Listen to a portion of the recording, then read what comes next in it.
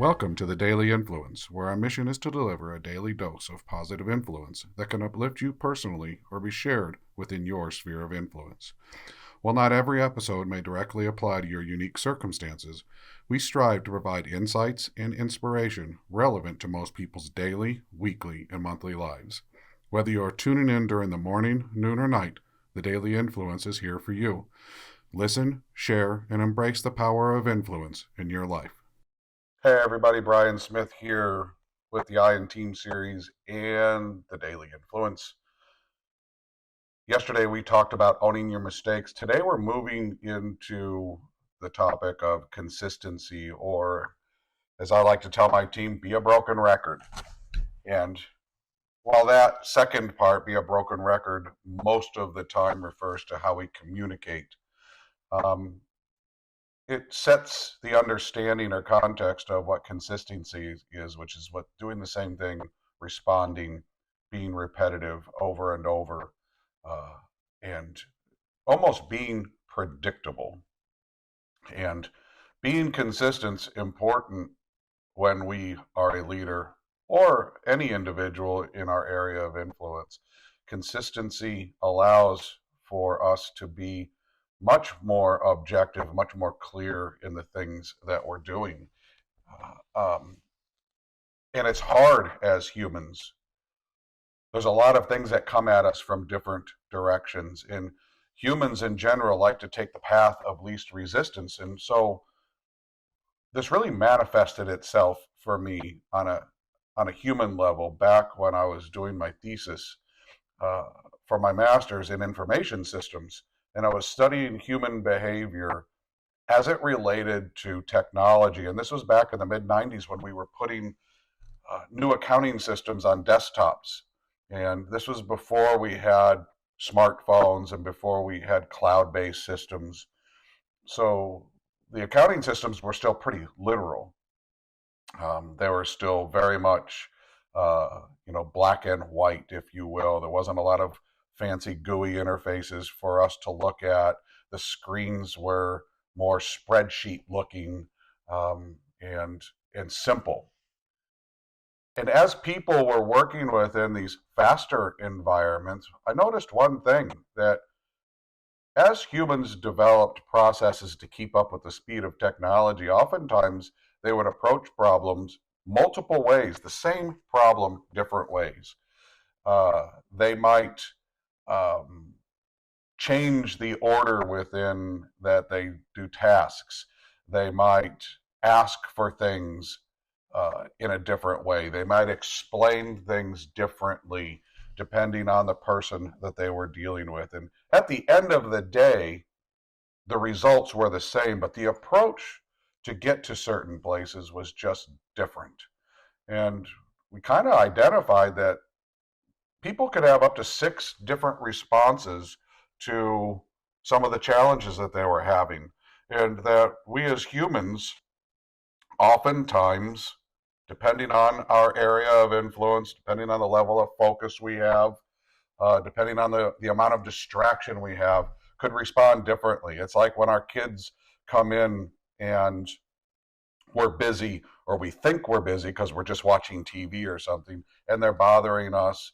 And sometimes we will slow down and focus on them in a calm way. Sometimes we'll shoo them away.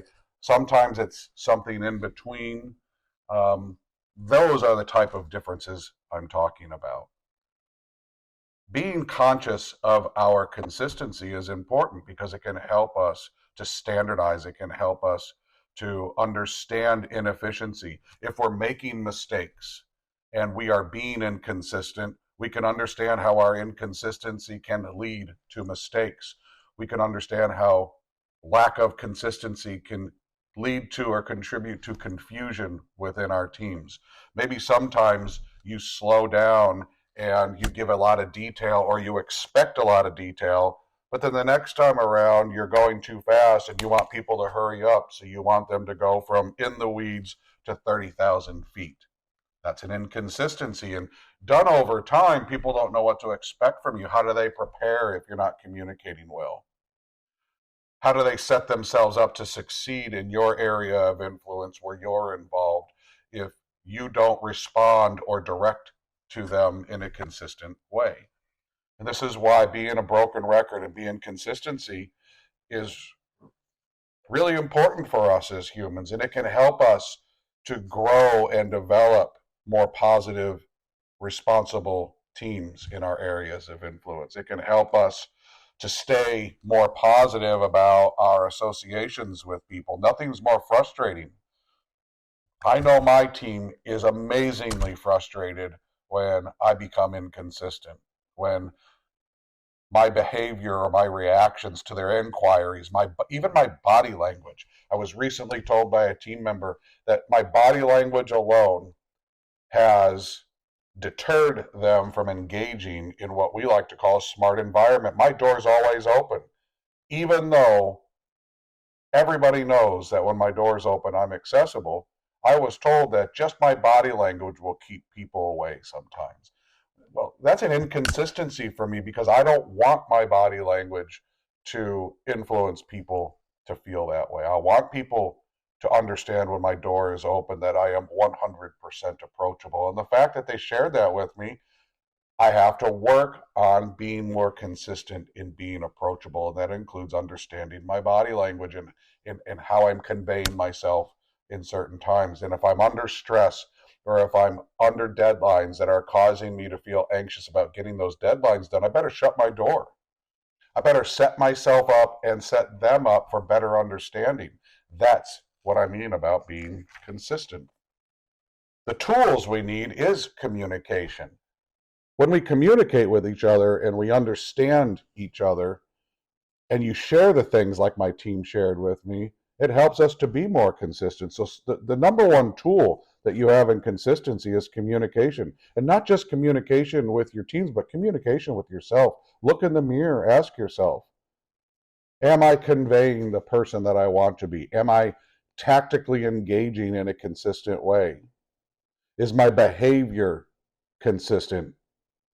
Am I being emotionally intelligent about some of the situations I have to deal with in a consistent way? Do I treat the same problem with different people objectively? Or do I allow my like or dislike or other things around me to change the way that I approach problem solving, risk mitigation, management, influence?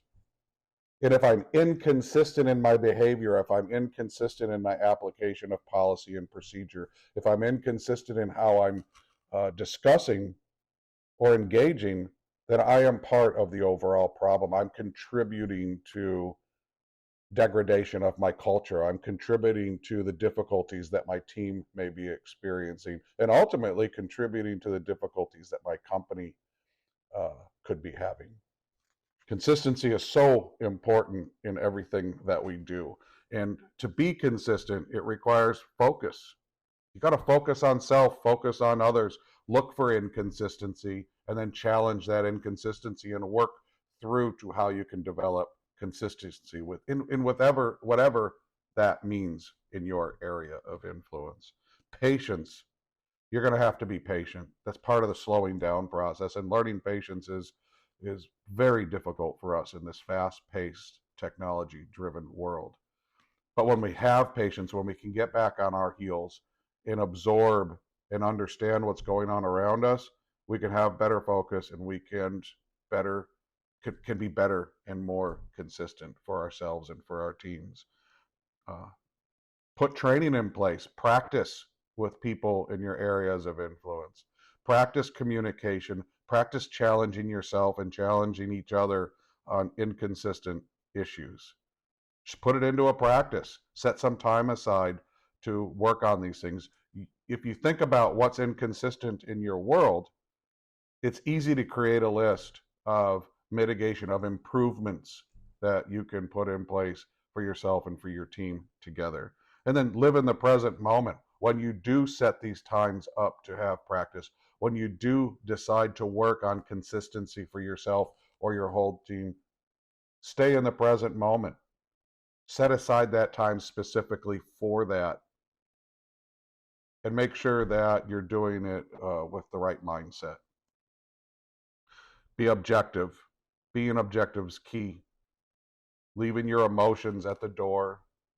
If your emotions start to come up, you got to slow everything down, tackle what's causing the emotion first, and then get back to the issue, the inconsistent issue. And if it's your emotions that are inconsistent, think about getting help somewhere else. If you find yourself being overrun by emotions and those emotions come at you from many different ways and you don't quite yet understand what those emotions are, go and get help somewhere. Go talk to a coach, go talk to a therapist, go talk to a friend, go talk to your priest. But try to understand what it is about those emotions and get to the core of that problem, because until you do, those emotions will continue to be inconsistent and to have control over the environments you find your influence, and that can affect others. Understand the different responses you have and look to mitigate those and reduce those so that you have more consistency. And battle negative thinking. Don't allow negative thinking to overtake you. If you start to see yourself thinking negative, and if you do that consistency, look for ways to make the lemonade out of the lemons. Challenge yourself to be positive. Challenge yourself to be a positive influence on yourself. Overtake the negativity and look for the simplest finger hold, the most simple way to turn it into a positive, and do that consistently over and over again. Consistency is important for your area of influence. It's important for you. And I hope that you have an amazing day.